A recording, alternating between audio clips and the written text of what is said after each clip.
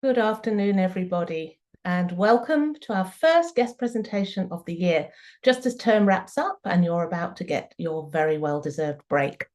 Just a little bit of housekeeping. We are recording today's session. This is going to be sent to you tomorrow. At the bottom of your screens, you should see a Q&A box. Please feel free to use this as we go through the seminar. There should be a little bit of time at the end of the presentation for these questions to be answered.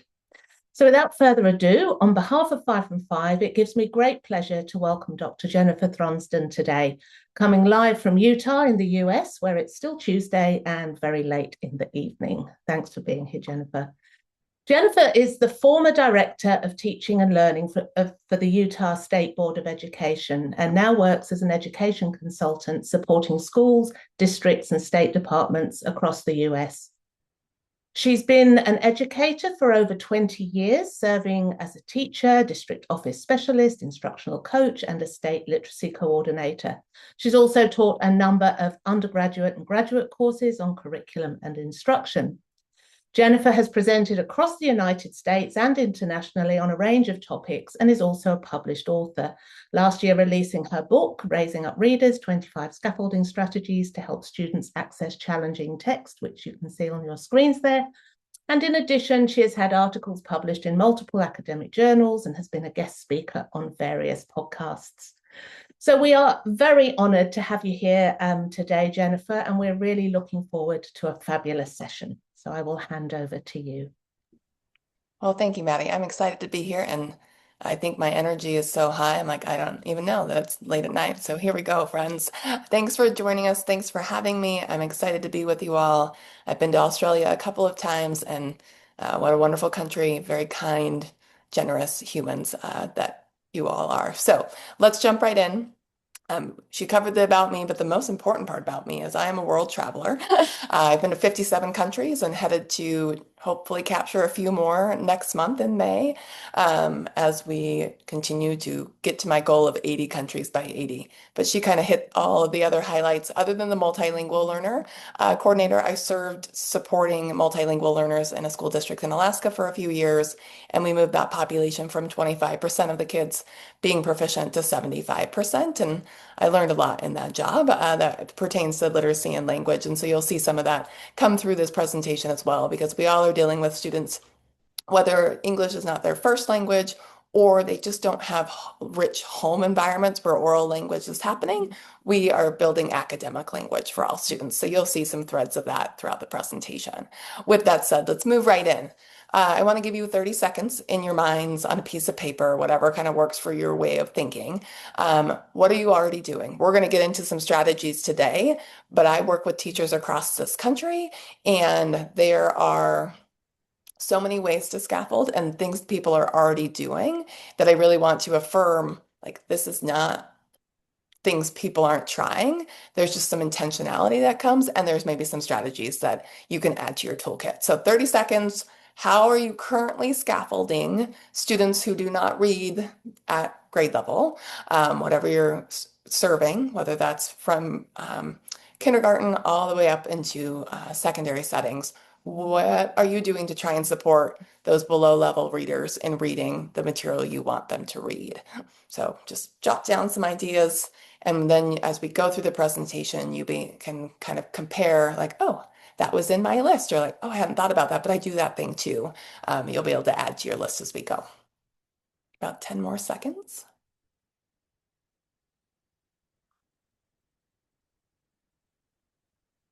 All right, so priming the pump. We're going to be able to take your prior knowledge and bring it into today's presentation. Specifically, we're going to start with the why. I will do it briefly. I've worked with educators for long enough that they're like, we get it. Just tell me what and how. So we will focus most of our time on the how of to do this work, but I want to make sure we're starting on a common foundation around why we care that kids are in that more challenging grade level text and how that can actually accelerate reading progress instead of some of the practices we've been doing for many decades across the world. So we will move quickly through the why into the what and spend most of our time into the how of this work. So kind of starting with the why, historically, as educators, we have been trained to match kids to text.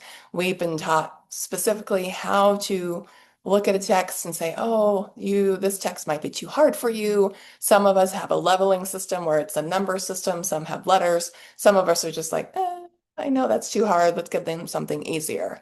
Because there was this instructional level theory idea that said if you can read it at a certain level with comprehension and with accuracy, that text is perfect for you. Or if you have less accuracy and your comprehension's impacted, then that's instructional. That's like the sweet spot for instruction. And then there was this frustrational level text that if it's a 100-word passage and you make 10 errors, that text is too hard and you should be put into something different. That theory has been around for decades, and there was actually no evidence that this is true. And honestly, we have dozens of studies now that tell us that it's not true, that we actually see accelerated progress when students are put into more challenging texts with scaffolding. And that scaffolding can just be a stronger reader, that can be a peer who's more capable and can give support. Obviously, teachers, we are the main support of scaffolding, but it doesn't even have to be us. And so we'll get into some of that work today of how can I use other students in my class to do some of that scaffolding alongside the skills that I bring as a teacher. Another thing, I hear this all the time, my kids can't read. And teachers don't really mean they can't read. They mean they don't read well, and that's really a struggle, and that it might be that text is going to be hard for them. And so the typical strategies that a lot of us employ, and I did some of these as a classroom educator, I'm going to go find an easier one. I'm going to go find a text on that same topic, but one that's at a lower level. A lot of times now people are using AI. Give me a fourth grade, a second grade, and a sixth grade level text on this topic, and I'll give that more challenging text to my more capable readers, and I'll give that lower second grade level text to my less capable readers yet at this time. And that way we can at least still talk about the same topic, but at the level that they can read. Um, then we have I will just read it to them. This text is hard. Let me read it to you. Listen to me. I'm a fluent reader. Or we just tell students, we don't even bring a text. We're like, I'm just going to tell them. I can explain it way better than them reading this article. I'm just going to tell them what the article says. Or we just don't deal with it at all. We're like, great. I'm sorry, not all my kids can read, but this is the text we're doing. And it's kind of this hodgepodge. And really, because we're all struggling with like, okay, I have such a variety of readers in my room. The continuum is so broad. Even for those of you that teach kindergarten, the kids are coming in at very different levels, even initially. But as they move through primary and secondary settings, we get to see that kind of continuum even grow even more. And so thinking about, okay, if this is historically has been put kids in texts that they can read, and if they just practice more in those texts, they'll get better. Well, the evidence doesn't support that, and it has been over two decades of evidence that we have now. About early 2000 is when a lot of this research started and has really just been replicated, and the body of research has been added to over time. And if you're like, I want all of that research, Tim Shanahan wrote a book called Leveled Lives, Leveled Reading.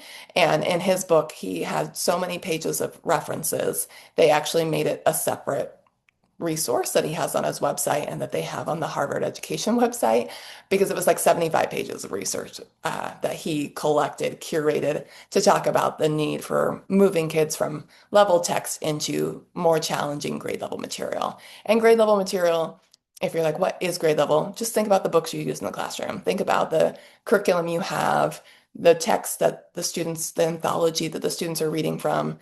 If it's meant for the students, like it's the student anthology, that would be grade level text. If it's your science textbook, your social studies textbook, whatever curriculum you teach, we all have kids who don't read at grade level, but that material we're given is considered like the grade level material. So how do we give them access?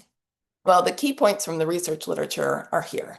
One, you actually can accelerate reading progress by placing students in more challenging text. And this is true for students with disabilities, multilingual learners. You can name the label. They have evidence that this actually accelerates reading progress. And we've actually been keeping kids back by not putting them in that more challenging text with scaffolding. And we'll talk about why here in a minute. Second, we need to select scaffolds based on what makes the text challenging. So if I don't have the background knowledge, if I don't have the vocabulary in the text, if that text structure is out of the ordinary. I was working with teachers today and like, well, this text starts with the lady telling a story. but then she goes into reading this book in the middle, and it's like an excerpt from the book, and then it switches back and forth. That's going to be way confusing for students because they haven't encountered that kind of text structure before. So looking at a text and saying, what's hard about this text? And then matching the scaffolding for that. We also had a graphic novel we were looking at today. And we looked at the text, we looked at the experience it was talking about, we looked at the vocabulary, we looked at the language, and decided no scaffolding was needed. Let's just let the children read the text, and then we'll talk about our enduring understanding. So not everything requires scaffolding. Even for below level readers, some of that scaffolding is just repeated reading. And we'll talk about some fluency practices that can bridge that gap to comprehension. And then finally, we as the teacher, and this historically has not been the case, the text was the mediator of difficulty.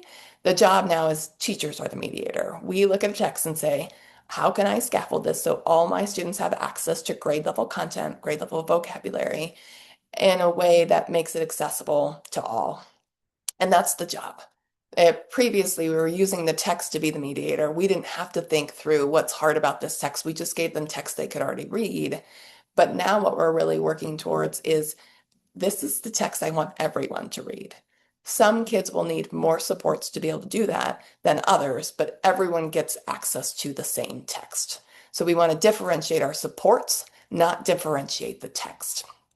So for example, in this instructional level theory, we're going to change our mindset to from let me give you the right text to let me give you the right support. Let me give you the scaffolding you need. And if that book is most challenging, I'm going to put more scaffolding on. If it's less challenging, I'm going to put less scaffolding. And if it's not really all that challenging at all, we might do some light fluency, like repeated reading with that text, and not have to do a whole lot more than that. So why grade level text? Like, why does it matter that kids get access to that grade level material? Well, think about it. If you don't get access, so the reason this came to light to me in 2008, I was serving as the multilingual coordinator, and had the whole K-12 population, and I had 10th graders who read like second graders. And I had been trained heavily on how to match kids to text, and I was confronted with the idea of like, how is this 10th grader ever going to catch up if I only put them in the text they can already read? And that began my journey in this work, and I've been working on it ever since and entered into a fourth grade classroom with 34 fourth graders in a Title I school that was failing in failure status. So in America, we put schools in like labels of like, you failed. And if you don't get out of that, they do like school takeover. And so I chose to go to that school. My class was 40% proficient. By the end of the year, we got to 96%. And we never read anything that wasn't grade level material in that school year, other than some repeated reading for intervention for fluency. So I am a true believer that grade level text can be an equalizer, can close gaps, can create opportunities for kids to become better readers, truly. But really thinking about that grade level text, why it matters is that's where they get access to grade level concepts. That's how they start building background knowledge for future learning that they're going to take on. So in fifth grade, we might learn about certain historical events that get built on in eighth grade. Sentence structure. That sentence structure gets more and more complex as we go up in the grades. If I'm reading second grade material, but I'm a fifth grader, I'm not even getting access to being able to navigate those more complex sentence structure. And then the knowledge. Through reading, that's how we build our knowledge. And if kids are not reading in those grade level concepts that are expected for that particular age, they're not getting access. So truly, my example that I use is weightlifting, because I think it helps us to have that metaphor to make sense of this. Let's say I can lift 15 pounds, and I can do as many reps with that 15 pounds before I get exhausted, but I want to do 20. Well, if I go to do 20, I might be able to get one or two in, but I'm not going to be able to get a full set in unless I have a scaffold. And in weightlifting, you have a spotter. You have somebody who puts their little hands under your elbows if you're doing bicep curls, and is going to wait to see if you get stuck. And they're going to just give you a light tap to kind of push up those elbows just a little bit more to get you over that breaking point. And that's the scaffolding. Now I can do 20 pounds. Did I do it on myself? Ultimately, no, but over time, I can lift that heavier weight. I can do more reps before I need a spot. And at some juncture, I won't even need a spot anymore. But if we only keep me in the 15 pounds, I will build stamina. I'll be really good at 15, but I'm not getting stronger. And I'm not getting stronger in this case in reading because I'm being kept in what I can already do. So I'm going to challenge you to help us move our kids out of these leveled texts, which are equating to leading to leveled lives, because we are keeping the gap that they have by perpetuating it through not putting them in that grade level material and giving them the supports to access that. So with that said, let's move into like, hopefully you're thinking at this point, okay, Jennifer, great, I believe you. We should be putting kids in grade level text. So how do I do that? Now we're going to move into a couple of things to really think about, and then it's all strategies. So to start, we have to identify the factors that make the text challenging. Sometimes if you're a below level reader, it's just decoding the text in itself can be the challenge. But as you get to like a second grade readability, you can decode those words. It's not with automaticity necessarily, but you can make sense of the words on the page in terms of being able to decode them. Well, there are some, even with decoding skills, that may be insufficient. We have to say, what about this text is challenging? Do I not know much about the topic? So, for example, on this slide, knowledge demand. If I don't have a lot of knowledge of the topic that I'm going to read about, I'm going to struggle. And you've probably seen them with students that they have a passion in a particular area. I had a struggling reader. He loved race cars. He could read any level of text on race cars because he had a lot of background knowledge. He'd read a lot of text on them. He knew a lot about them. He could anticipate those bigger words that were going to be in more challenging text. But if I gave him a similarly challenging text on a topic he didn't have as much knowledge about, he would not be able to read that text with the same level of automaticity. So knowledge demand is one of those factors. And we're going to go through an example today with tornadoes, thinking about different environments where if kids have had experience with tornadoes versus not, to give you some concrete representation of this. The conventionality of the language is another one. Is it pretty straightforward language? Are they using everyday speech? Or is this more, maybe it's archaic language? Maybe it has a lot of figurative language. Maybe there's some idiomatic language. All of those can add to the complexity of text. You also have like levels of meaning. Is it one kind of primary message theme that's there, or is it multiple? You can also consider the structure. Is it pretty traditional? Does it follow in a, like if it's a narrative in a chronological sequential way? Does this have a problem that we address over time with a solution? Or is it not in the typical orientation? So there's many things that can make it complicated.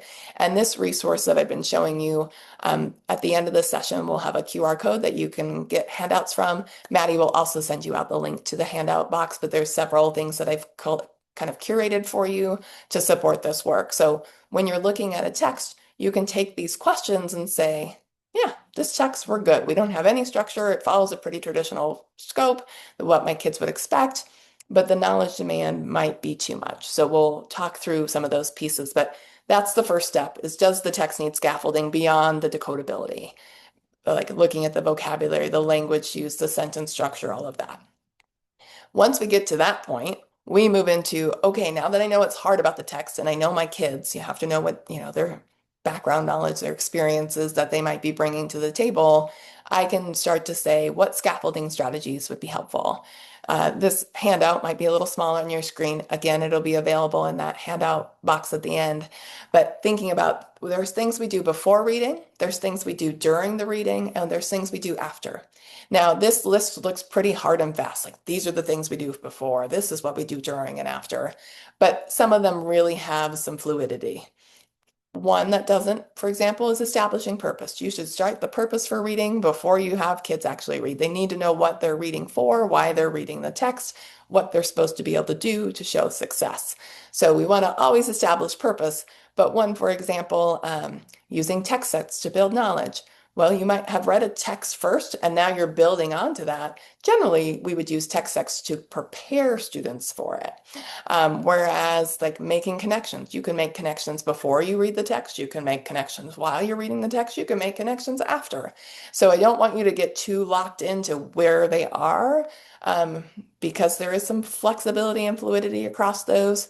But this is more just a menu of options that you say, what's hard about this text? And then we can match up those scaffolding strategies. And as you look at this list, I'm going to give you an opportunity to look at it a little bigger here in a moment. But there's going to be a lot of things you're like, I do that, or I've used that in the past, or I've seen teachers, if you're a coach or a leader, doing those practices, which is great. But this is where we can start. These are all have a strong evidence base, so the research is supportive that they work. And for many of you, you're probably familiar with Scarborough's rope. But when we think about comprehension and how we're going to facilitate skilled reading, both from a decoding and that language comprehension piece, we've got some strands we have to think about. And when we think about scaffolding, we have to think about the decodability, like what support do we need to get them with more automaticity so they can read at a specific, at least a level of fluency that they can, give enough cognitive desk space over to make comprehension. But then we have to think about that text and the factors that play into our ability to comprehend a text beyond fluency. Fluency is definitely a player, but background knowledge, number one predictor of whether you're going to understand a text is if you have knowledge about that text already. And I'm going to put you in that context here in a moment and give you the feel of like, oh boy, I I thought I was a good reader. But background knowledge will be a huge player in that. Vocabulary. Vocabulary is another one. If I don't know a lot of the words in the text, that can really keep me from comprehending, even if I can decode those words. Language structure, verbal reasoning, and literacy knowledge, understanding genre. I was in a class, they were reading a graphic novel today, understanding how to navigate a graphic novel doesn't take a lot, but there is some differences in how we would read a graphic novel compared to a typical text. And so thinking about those layers within this work. So let's dive in. I told you we would get to it. We're about 20 minutes in, pretty good. To the how. All we're going to do for the rest of this time is really get into what are the strategies. So your step right now, as a moment pause for you to process, because I've been talking at you for a bit now, is look at this list and just make a mental note of which ones you already do that are already part of your typical practice. For coaches, what are things you're seeing? For speech language, those allied health professionals, what kinds of things are you doing in your settings? Because a lot of these things are cross professional categories. And so thinking about you might be doing some of these things anyway within your settings too. So which ones of these have you already tried, you're familiar with, have done to some level? And then we're going to go into several of them because there's specific ways you can use them to make them most effective.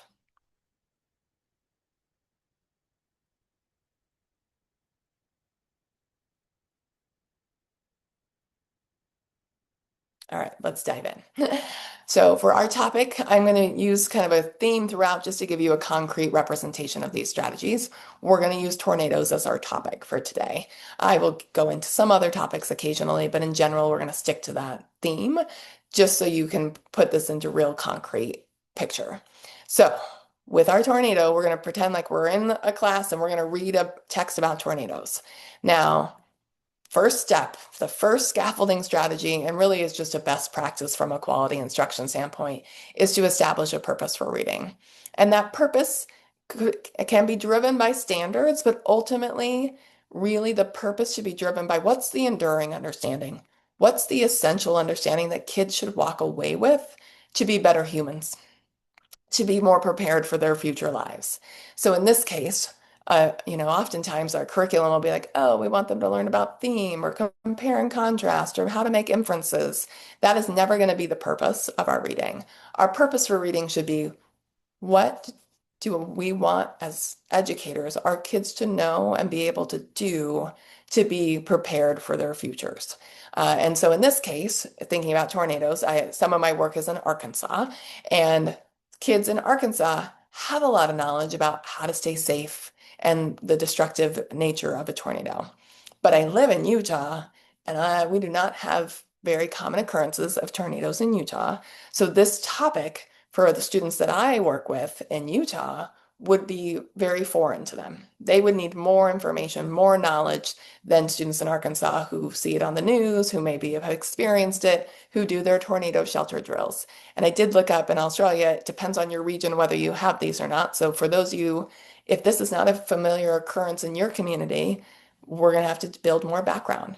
If it is something that most kids have experienced or have knowledge of, it's going to change the scaffolds I would provide. So context matters, your kids matter, their experiences matter, but we want to establish a purpose that is for the human side of the work. And so thinking about what do I want kids to know about tornadoes? Like most of the time, our units are like, here's like severe storms, severe weather. We teach about the different types. But ultimately, what I want kids to walk away with is to understand that tornadoes are super destructive and can be very harmful to their health and how to stay safe. That's my goal. I want them to know the potential danger of a tornado and how they could stay safe in it. So if that's my purpose, that's my clear purpose that I'm going to communicate to students, then how do I scaffold them into it? Well, one way for students who are below level readers, and all kids can benefit from this strategy, is to have them read it once just for the sake of getting the words on the page out. Just one read. There's a research study that they did where they had the kids read a text one time and then they had them read it again with no scaffolding, no instruction in between, just read it once, now read it again. And what did they find is that the error rate dropped 50%. So if a student made 15 errors in the first read, this research shows that the kids would drop down in half just in the second read with no support given. A lot of times as teachers, we use fluency after the reading. We're like, okay, let's go back and reread that for fluency building, for automaticity.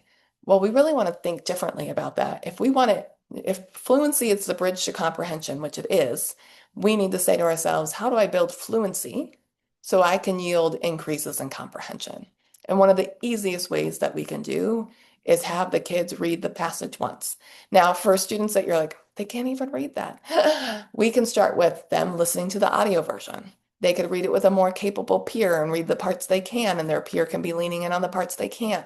There are different ways to go about that work, but ultimately, that repeated reading will increase not only their fluency, but if you increase their fluency, the likelihood that their comprehension will also be increased is super likely. So lots of different ways to do it, but in preparation for, so let's say before I go to whole group instruction, in small group, maybe we're reading at the small group table with some of my most needing support kids. Or maybe I'm having during a small group, they're in their centers working on independent work. They might be listening to that text and tracking it in the text so that they're getting that initial exposure, which will increase their ability to access that text when we do it in whole group instruction. Be really thoughtful about just creating the opportunity. How do I give kids another read at this text? Because one, for a lot of kids who are not automatic decoders, will be insufficient to really yield high levels of comprehension. Second, strategy 7 in the book is reading text with audio assistance. So really just saying, let's get the audio version out. Let's be tracking that text. That's another way to get that initial read in.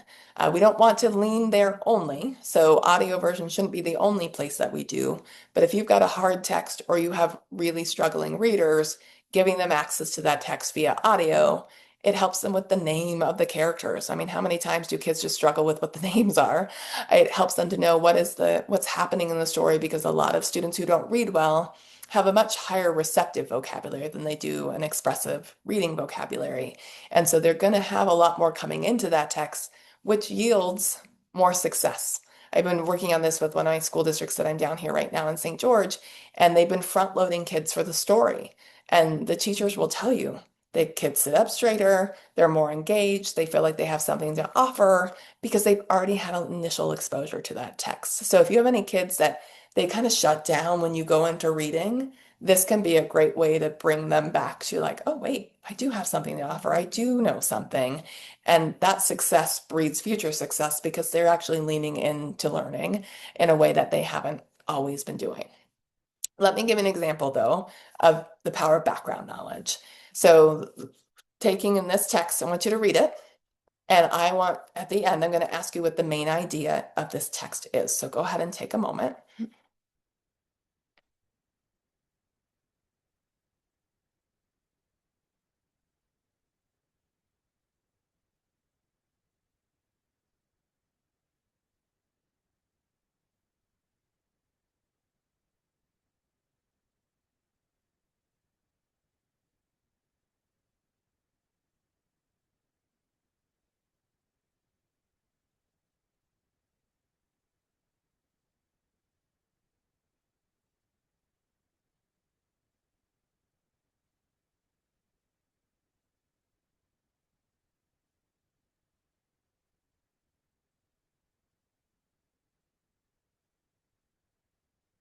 So I'm going to ask you a couple questions that you can't respond to, but here we go.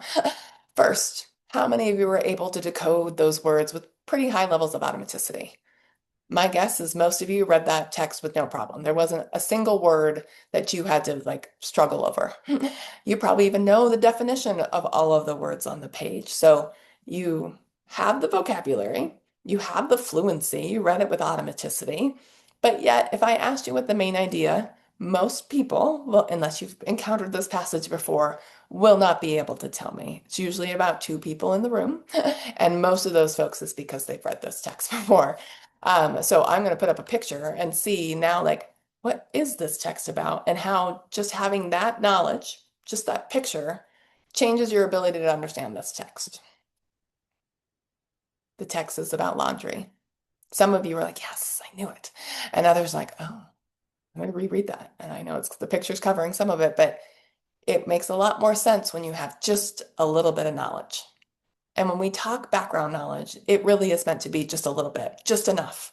Oftentimes, when people get into background knowledge, they have so much fun building background that they forget we're actually supposed to read the text. So, one of the things to keep in mind is I showed you a simple picture. This text is about laundry. That, if you know what laundry is, makes this text completely accessible, increases your comprehension many times over, and really reduces the frustration.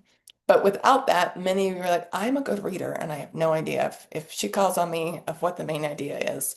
I know how to find the main idea. I just can't find it in here because I don't have that knowledge.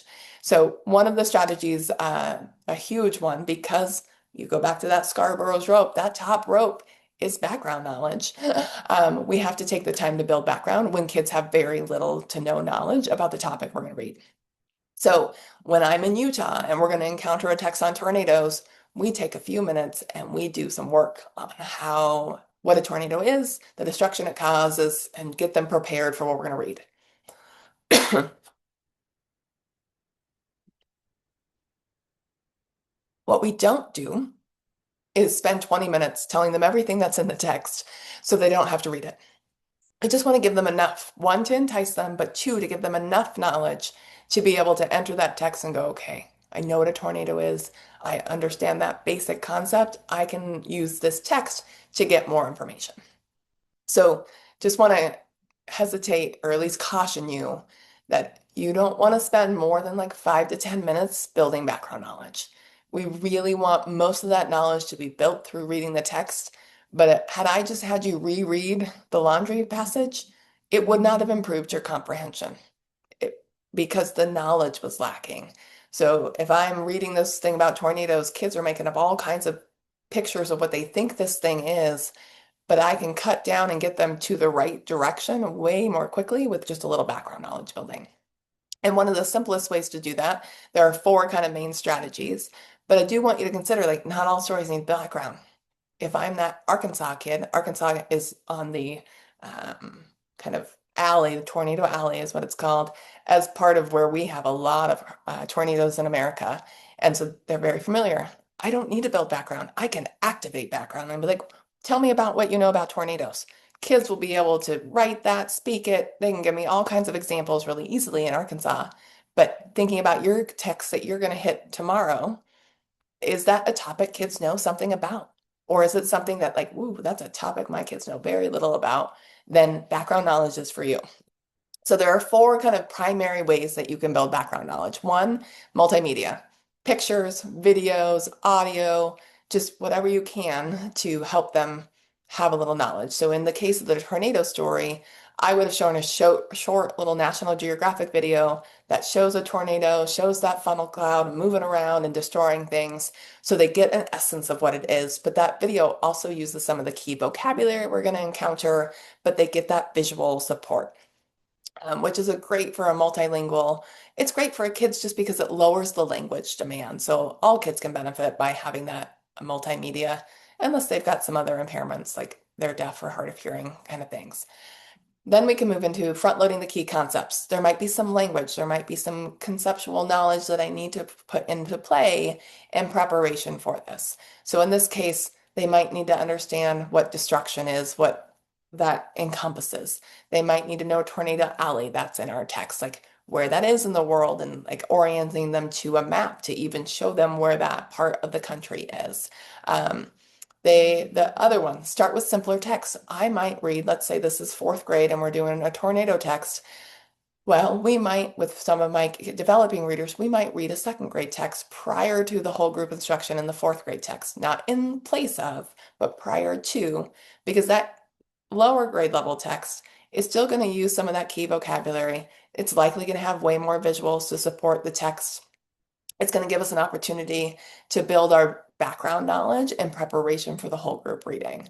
So text, it can be simpler, like it can be one text, it can be multiple texts that we're kind of scaling them up, but ultimately those texts are a great entry point into getting them into grade level text because now I have some knowledge and knowledge is going to empower me to be able to read that text more fluently with greater comprehension because I can anticipate and I have an idea of what those concepts are. And then finally, compare and contrast to ideas already known. Well, I live in Salt Lake City and we get a lot of snow in the winter. Not this winter, but generally we get a lot of snow. And so I might have them compare what they know about a snowstorm. And then as we read about tornadoes, how it's similar and different from a snowstorm. It's not safe to go out in really bad snowstorms, just like it's not safe to go out in tornadoes. So like we can do some comparing and contrasting with known entities, and now we can tie that into our new knowledge and make connection points and do that comparison analysis so that we can build upon prior knowledge to be able to stick this new knowledge into. Okay. So thinking about that, it's just in your own minds, how might you build background knowledge for an upcoming text that you have that you know your kids don't know a lot about that topic? Going back to those four things. Is there a video? Is there some audio? We read a Beatles text in one of our grade levels here, and that Beatles text, just a mashup of common Beatles songs, might be enough to be like, oh, I've heard these songs before, and that might be just enough background to help kids understand who the Beatles are. So think about the text you have coming up or a text that you're supporting teachers with. Which one of these strategies might help you to build background? And you might come up with another one. But the goal here is how do I give them just enough knowledge that they don't sit there and have no idea what's happening, but I don't also tell them everything that's in the text so they don't even need to read it. It's a balance. Okay. All right, well, let's go to the next before reading strategy. This one is front-loading vocabulary. We have to be intentional with our word choice of where we're going to spend our time and energy in engaging kids in the words that are in the text. A lot of our programs will choose the words for us, but one, they don't know who your kids are. They don't know the other content knowledge that you've been building. They don't know the language you're using on a daily basis. And so the words chosen for us may or may not be the words that we should be teaching. So the kind of three rules of thumb that I have for you to consider is prior to the text. So if I'm going to read that tornado text, I might look at the vocabulary list they gave me and say, which words do I want to take the time to explicitly teach before we read the text? Which words can I teach while we're reading the text? And which words can I just be like, and that means this, and we're going to move on. So the three things to consider, how critical is that word to the text? Is it crucial for them to have that word to make understanding?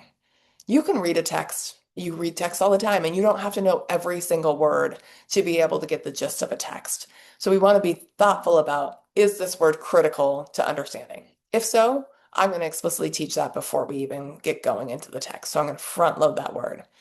The next thing I ask myself, okay, it's critical to the text, great. Next, it's like, oh, it's not critical, but is it high utility? And high utility just means, does it have usefulness beyond this text? Is it a word that they're commonly going to encounter beyond this text that would be useful for them to know? If so, I'm going to front load it. It's that useful of a word that it's going to be in multiple texts. They're going to hear it in academic language. This is a word they're going to encounter a lot in the future. I'm going to take the time to teach them. The third bullet, not defined in the text. You will be surprised how many times programs have it actually defined in the text, and you're like, but you had me pre-teach this word. So for example, this comes out of the tornado text that I was using for our example. The word is region. Well, region was a word it said for me to teach. But if I go and look at region in the text and it has this appositive after it that says, like a county or a large part of a state, What I really need to teach is how to read in a positive. How to realize that when we have a word and then there's a comma and there's a phrase after that comma, that there's a high likelihood that that phrase is the definition or explaining or giving an example of the word prior to it. I would not take time to teach region. I would make sure my kids know how to read when there's commas to be able to say, oh, a region, it's like a county or a large part of a state. Great, I've got it. Okay, so those are the three things to consider when you're choosing your words. You can start with the word list I give you, but you really should read the text and be like, okay, are there any words in here that are crucial that if my kids don't have? I was in a classroom that was using CKLA, which is a knowledge building curriculum, and they were doing Greek mythology and reading about Zeus and his trident. Well, trident was one of the words they were supposed to pre-teach. Let's go through this list. Is it critical to the text? It wasn't. Does it have high utility beyond the text? I don't know about you all, but trident is not a very common everyday word that they're going to encounter a ton. Probably not going to be a high utility word. Three, not defined in the text. There is a picture of Zeus in the text holding a trident. If I were that teacher, I would say, no, I am not going to front load that word. I'm going to point out trident, see that thing? That's a trident when we get to that part of the text, and kids are like, great, got it. There are words that deserve our attention, and there are words that deserve some incidental vocabulary instruction. And the research suggests that you can only teach so many words in a year, 300 to 400, but kids learn over 3,000 words in a year. Some of that's through our incidental instruction saying, that's a trident. See it? How has the three pokies? That's our trident. And we move on. We do not need to take the explicit instruction. Now, when you do find the words that you want to teach, we want to use an explicit routine. The evidence is super strong. Kids need to use the word, they need to see the word. There's a lot of things we have to do in vocabulary instruction if we want the word to stick. So this little 8-step routine that I've crafted comes from the research literature. You establish purpose. I will always have you say, we are going to be encountering some new words in our text today. And so to prepare ourselves so we know what those words mean, we're going to practice those words, right? Like that's my purpose. It's quick and easy. Then I'm going to introduce that word in the context that it's being used in the story. So if the word is sufficient, I need to look at how are they using sufficient? Does that mean just the right amount? Or is it self-sufficient? That means something very different. And so I need to see how it's used, and I'm going to introduce it with that example. We're going to see the word. They have to see it in print. You have to post it somewhere when you're doing vocabulary. It needs to be seen. It needs to be big enough that kids can see it across the room, and they need to say it. And the research is say it a lot, like up to 40 times in order to truly own a word. So there are ways to do that pretty easily through encountering that word, having to say, what's our word? When I give you an example, if I'm using it correctly, use the word that is our vocab. There's lots of ways to get lots of those hits in. Plus, we're going to read about it. We're going to talk about it. We're going to use that word when we're discussing the text, but we do need to use it a lot. We need to provide student-friendly definitions. That is not necessarily the dictionary definition. It may not even be the definition that the book gives you. You have to say, would my kids know the words in the definition? If not, it's not student friendly anymore. We've got to give an example in context. We want to give multiple examples. I was in a classroom today and they were learning the word rotation, and it was about like a baseball team and the rotation for the play. Like, okay, you're up first at bat, you're next in the rotation. And she was doing some explicit instruction, but just gave the one example and then had the kids make use of it in their own sentence, which is great. We want kids to do that here in step 7. But when she asked for kids to share out, they were wrong. They wanted to use rotated, like the car rotated around the corner because they knew it meant to turn. But they couldn't use it. One, they weren't even using the word rotation, but two, they were using it incorrectly. They did not understand what a rotation was. So the teacher had to give more examples. But if we used the routine, we would have given those examples up front and likely avoided that confusion. So this routine will give you a really high return on that vocabulary. You'll get higher yield of kids actually remembering those words beyond the lesson because you're going to do a lot of use. In the tools I'm going to share with you is this routine laid out more. There's also an example of a couple of words of what it would look like in the routine, like a teacher script of what it looks like. And then for those of you that are in leadership or coaching roles, there's an observation tool that you can use to do explicit vocabulary that is on my website, and I'll share that with you later. All right, that's before reading. We did vocabulary, we did front loading or background knowledge. We did read the text more than once, whether that's audio or just kids practicing with other students or even on their own. Remember, we can cut our errors by 50% just by reading it more than once. All right, so let's move into our during reading strategies. Go ahead and take a look at these and see which ones you're already using or ones that you can make connections to. And also, like, you can confront, like, I've never heard of that one. I think most of these you'll have some familiarity with.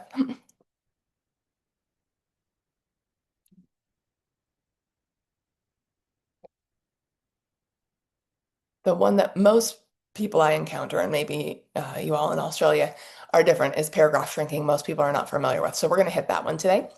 We're going to hit the active reading strategies, how we engage students actively in reading, how we replace practices that are ineffective with effective practice.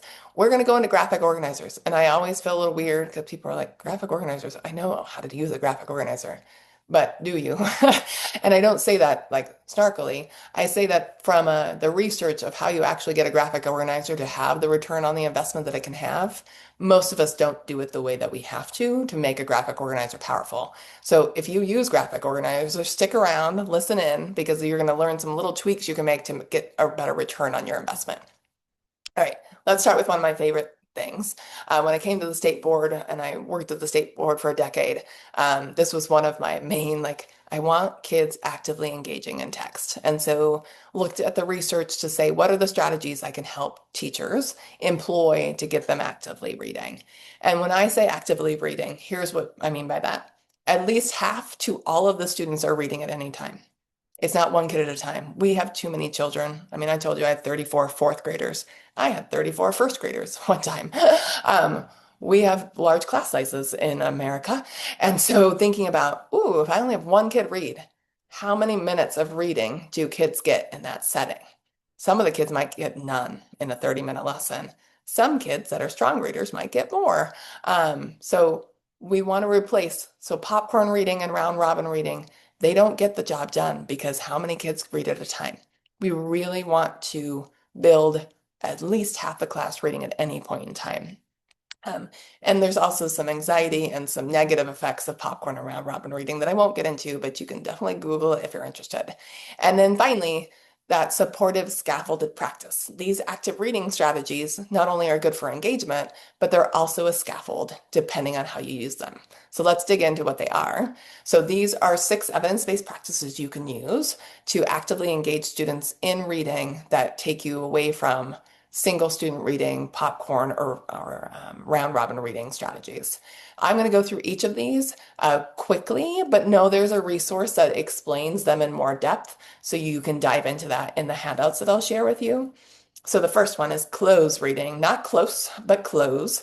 Close reading is where I'm reading along as the teacher. I'm doing most of the heavy lifting. And when I pause, usually about every 7th to 9th word, the kids fill in the blank.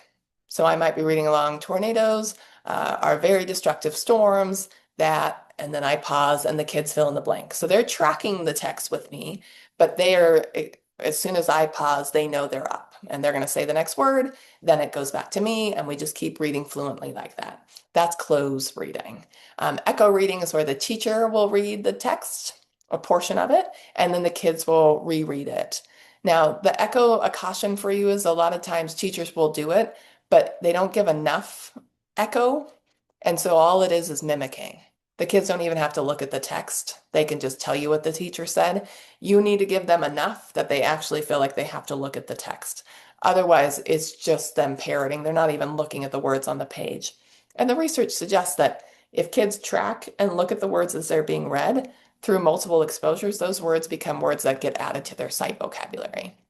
So we can actually increase their reading vocabulary by using strategies like close and echo, but it requires kids to track. It requires them to be looking at the words as they're read. So I'm a big pusher of tracking, K through 12.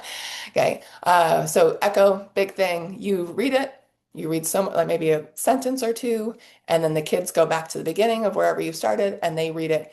with similar intonation, prosody, pausing, all the things we want to model as a fluent reader, back. All right, the next one's duet reading. Now, duet reading is where they're reading together at the same time. Usually when I do this, I have the kids share one text. So we might have both had a copy of the book or the article, but now we're just going to put one in front of both of us, and we're both going to read it together at the same pace. That might require one reader to read a little bit slower and one reader to try and keep up. But ultimately, we're trying to be basically a choral reading with two people. Now we're going to go to choral reading. Everyone knows what choral reading is. It's when we all read together. Choral reading is meant for short amounts of text. It is hard to keep so many voices together and pace everyone in a class of a large continuum of differences in terms of readability. So I use choral just to re-engage. Like if I'm losing my kids, I'm like, okay, let's choral read. And we'll read a few sentences, maybe a paragraph, and then we switch back to a different strategy. So keep that in mind. Unless you're really good at it and your kids can nail that choral reading and can do it for a long time, keep going. But it's a skill. The next one's partner reading. The difference between partner reading is now partner one, whoever you decide is partner one, might read this page, and partner two reads this page, or partner one reads this paragraph, partner two reads this paragraph. It can also be partner one reads first, and then partner two rereads what partner one read. Again, scaffolding. More capable peer would read first, less capable peer would read second. So just those opportunities to practice that text. And then finally is whisper reading. This is a great strategy for replacing in like silent reading. I call it silent sustained staring, SSR. In my case, it's SSS. But we really want to have an active way to know if kids are reading. I used to do drop everything and read, silent listening reading, and I would watch my kids who I knew weren't reading that text, but they were so good. They had the timing down of like when they should turn the page. Like, that seems about enough time. It was a beautiful thing to watch, but you knew no reading was happening. The nice thing about Whisper is you have active evidence that kids are reading, as well as that opportunity of being able to go around and monitor. So my kids know when they're whisper reading, I'll come by and knock on their desk and they need to raise their voice up so I can hear them, just to kind of see how fluently they're engaging with the text. And then I'll knock again and they go back to whisper reading. So it's a great strategy for being able to monitor how difficult is this text, what words are the kids missing, all the things as you go around. Now, not all of these strategies are created equal in terms of scaffolding. So they're great for engagement all around. But in terms of scaffolding, some have more scaffolding, some have less. So on that right side, you see the arrow pushing up more. Those ones provide more scaffolding. Closed reading, teachers doing the bulk of the reading. They're reading every seventh to ninth word. Choral reading, we're all reading it together. So if a kid doesn't know a word, they're going to hear it from the rest of us. We'll keep going. Echo reading, teachers reading the text first. They're reading it the second time through.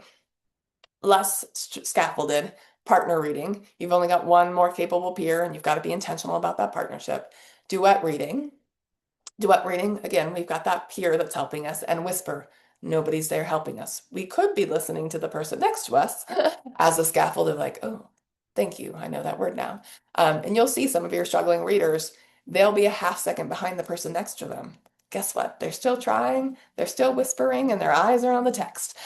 So lots of opportunity to kind of think about that. This is it's a 2-page sheet that you'll have access to that describes what is the strategy, when to use it, how to go about implementing. There are some kind of unique things to consider. But hopefully that gets you thinking about how can I do more students reading, more students getting more minutes on the tongue. The average kid in classrooms gets 1.8 minutes of reading a day. That's insufficient to get better at reading. You have to have more practice. All right. One of the things to think about in both duet and the partner reading is you need to be strategic in your partnering. They need to be with a more capable peer, but not so more capable that it's just awkward. So the best way to do this is take your data. Typically, we use oral reading fluency data, like how fast and accurate did the kid read, and we rank order them from, let's say there's 22 kids in the class, from 1 to 22. Then we cut that list in half and we match it up. 1 and 11, or 1 and 12, 2 and 13, and so on until we get our matching pairs. 1 and 12, you've got your highest reader with your mid-high. The 11 to 22, you've got your mid-reader with your lowest reader. They're not so big in discrepancy that they're going to have behavior problems, but it's enough support to support that less capable peer in the partnership. Okay. Professional adjustments. Let's say you have a class that there are two kids in it that should never have been put in the same room, let alone be partners.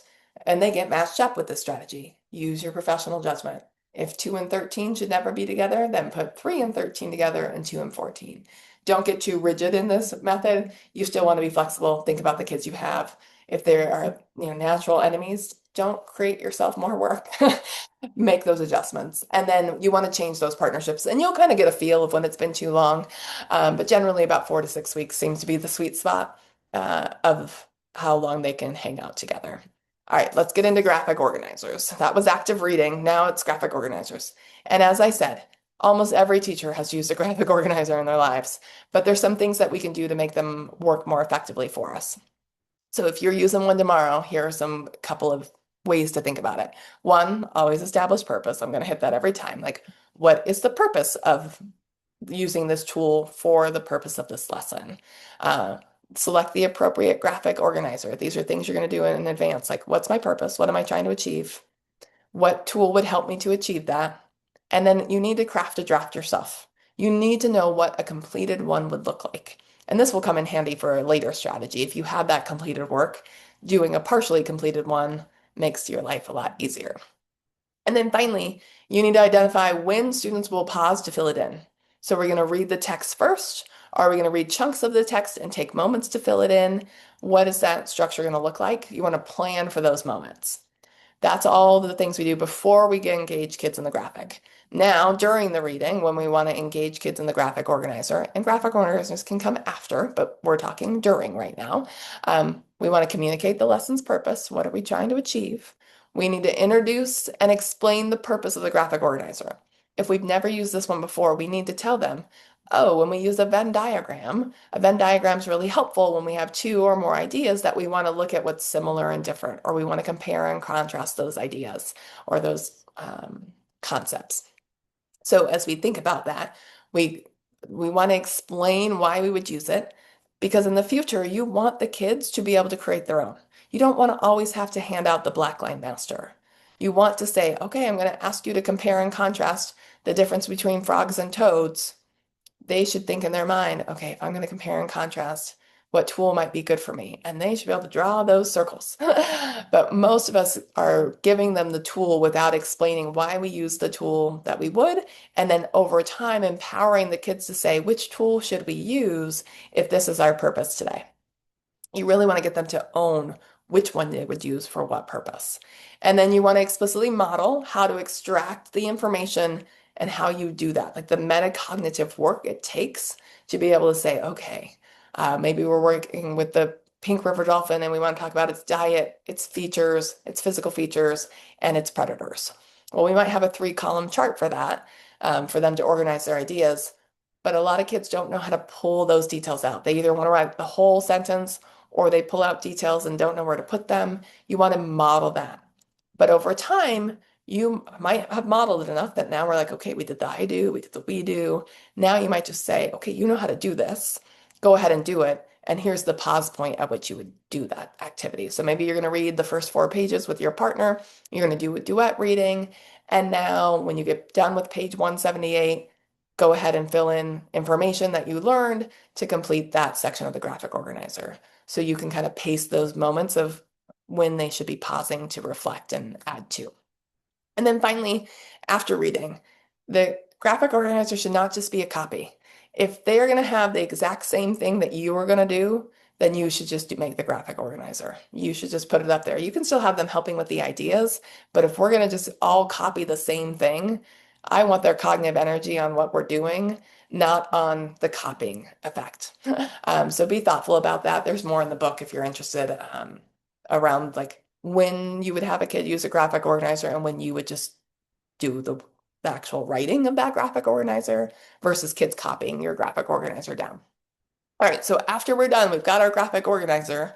We can engage now in extended discussion using that tool. So we can now talk about what are the predators of the pink river dolphin? What are the physical features that make it unique? Whatever, our graphic organizer was on, we can now have that discussion, leveraging them not just being mimicking the text and what the text says, but now they're having to put it in their own words, which deepens their comprehension.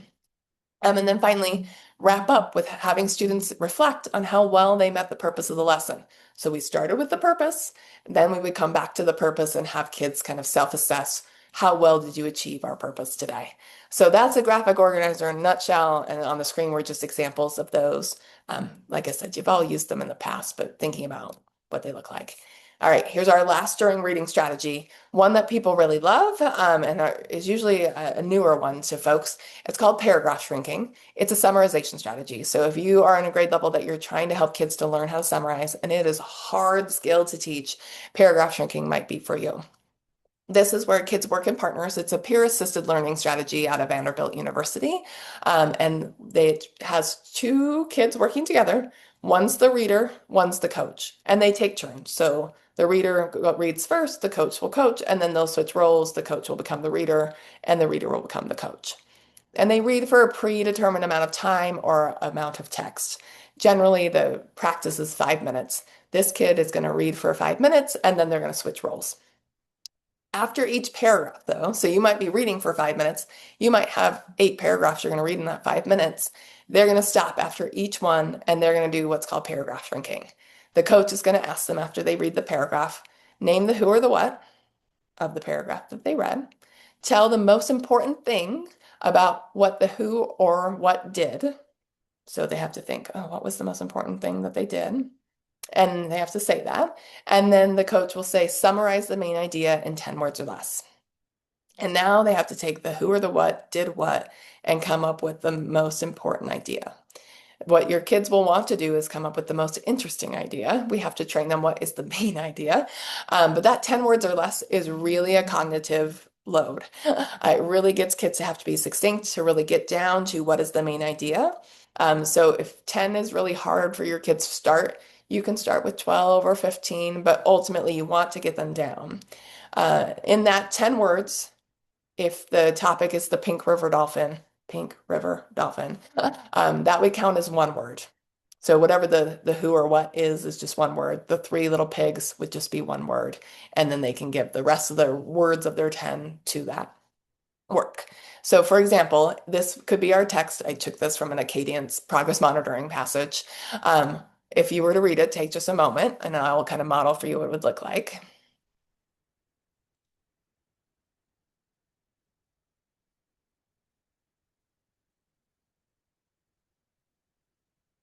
Okay, so as the coach, I would say, name the who or the what, and the reader would say, Roy. Tell me the most important thing about the who or the what they did.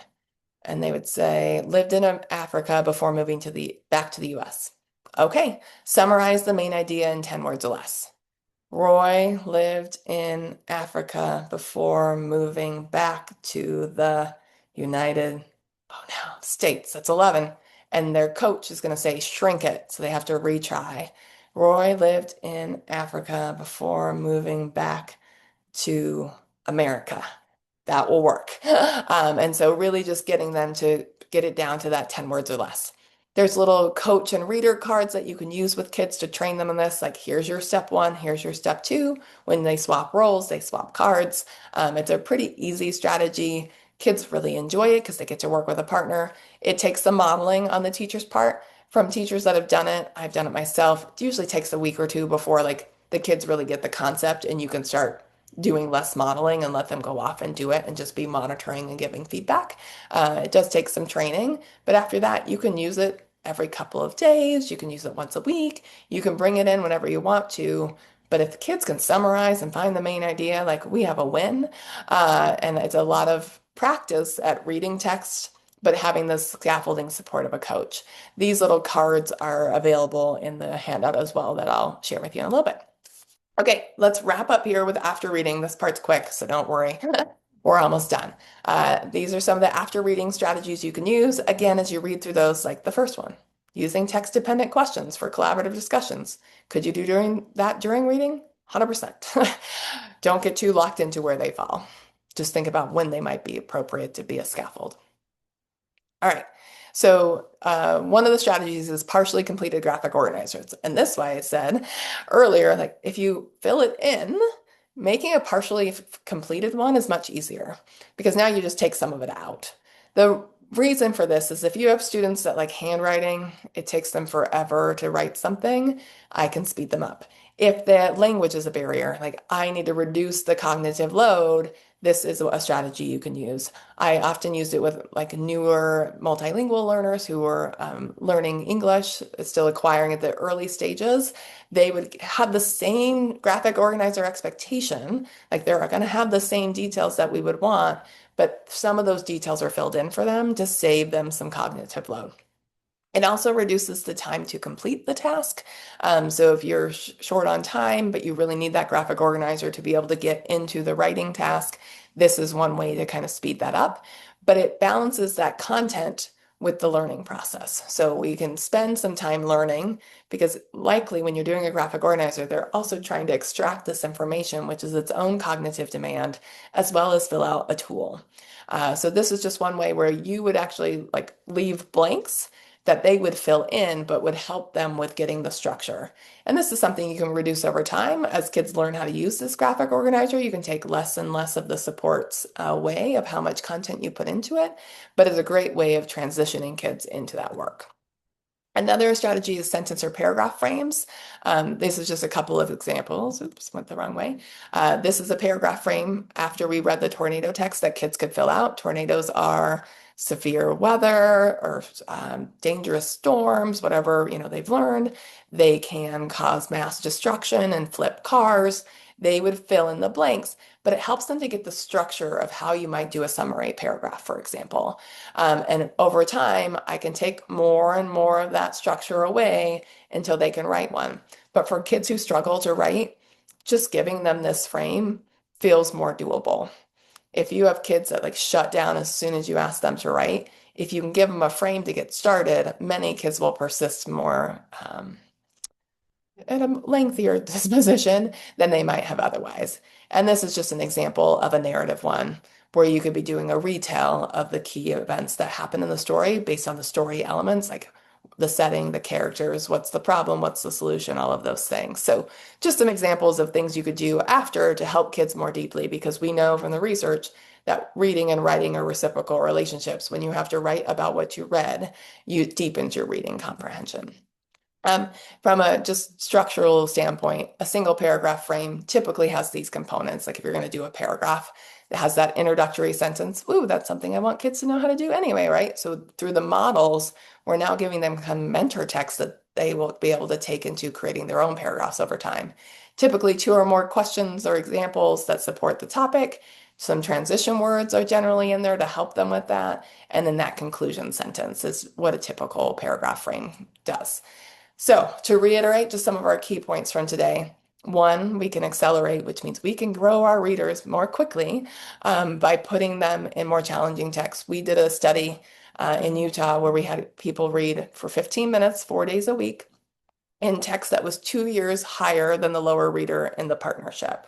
Uh, One of the teachers was a special education educator. Those kids grew 3 to 4 years on average in that 15 minutes a day practice.